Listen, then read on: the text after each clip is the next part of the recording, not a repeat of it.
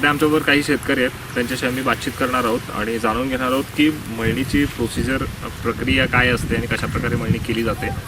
त्या सर्व काही माहिती सध्या आमच्यावर शेतकरी आहेत त्यांच्याशी जाणून घेऊयात. आता सध्या कुठलं भात पेरलं आणि इथं कंगाळीमध्ये कुठल्या भाताला जास्त म्हणजे आता कंगाळीमध्ये जास्तीत जास्त इंद्रायणी भाताला जास्त आहे आणि जास्तीत जास्त भात तेच आहे. मग खायसाठी सोनम असे बासमती अशी छोटी छोटी म्हणजे कमी वेळेत येणारी भातं घालतो. आता भात पेरणी करायच्या अगोदर आम्ही शेत जमीन पहिला तयार करून घेतो. त्याच्या अगोदर कुळं वगैरे मारणं आहे, त्याच्यानंतर गोबर वगैरे लागतं आहे. साधारण 1 एकरला 2 ट्रॅक्टर आम्ही गोबर घालतो. मग त्याच्यानंतर एक आठवडा 15 दिवसांनी पेरणी करून पाणीचा वगैरे पुरवठा असेल तर पाणी वगैरे सोडतो. त्याच्यानंतर एक 2 महिन्यामध्ये भात एक थोडं आलेलं असतं. त्याच्यानंतर मशागत वगैरे करणं.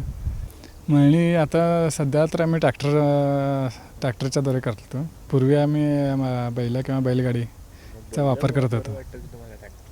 आता सध्याच्या युगात तरी ट्रॅक्टरचं झटकेपट काम होऊन जातं, तेव्हा सगळीकडे ट्रॅक्टरचा विशेषचा वापर होतो. शासनाकडून कृषी उत्पन्न बाजार समिती सहित अन्य ठिकाणी भात खरेदी केंद्रे स्थापन केली जातात. शेतकऱ्यांच्या पिकाला योग्य हमीभाव मिळावा यासाठी शासनाने ही पावले उचलली आहेत.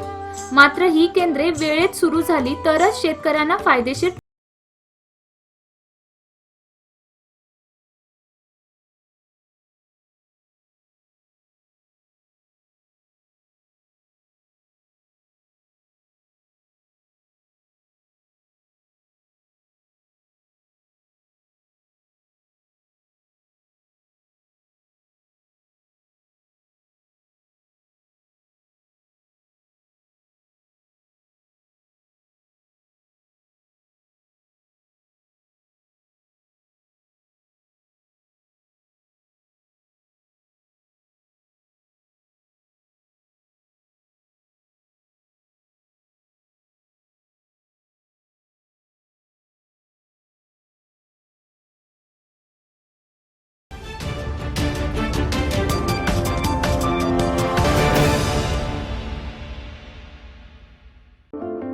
आता एका टचवर पाहायला मिळणार अचूक बातम्यांचे पॅकेज आपल्या मनपसंत तरुण भारत YouTube चॅनल व फेसबुक पेजवर. आमच्या चॅनलला सबस्क्राईब, लाईक आणि शेअर करा.